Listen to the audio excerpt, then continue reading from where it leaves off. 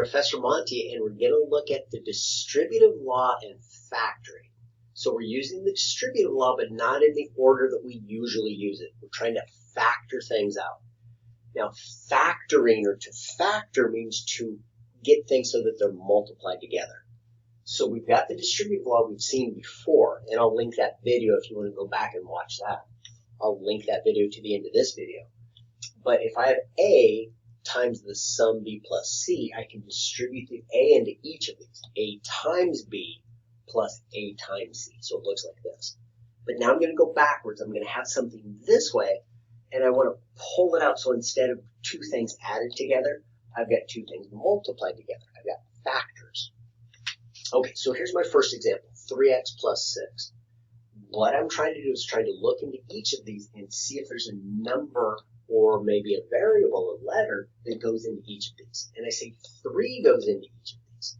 And I can think in my head, I'm going to write it down, but usually we just think this in our head. This is 3 times x, and this we can think of as 3 times 2. Of course, that's the 6. Well, that would be this side, and it says, oh, since I've got this common 3 to both of these, I can pull it in front as a factor or something and multiply. So I pull the 3 out of each of here, and then inside the parentheses is going to be the x plus 2.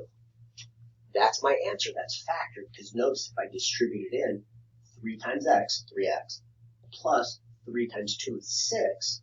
Oh, yeah, that equals what I started with. And that's how I would factor it out. This we would call factored because they're multiplied. Same thing over here. This one's a little tricky because the 2 is the common factor. But think of it 2 times 4x plus, think of it as 2 times 1. Remember, 2 times 1 is still just 2. Well, now that 2 is common, I can factor that out. And it leaves me with, if the 2 is gone, I have the 4x plus 1.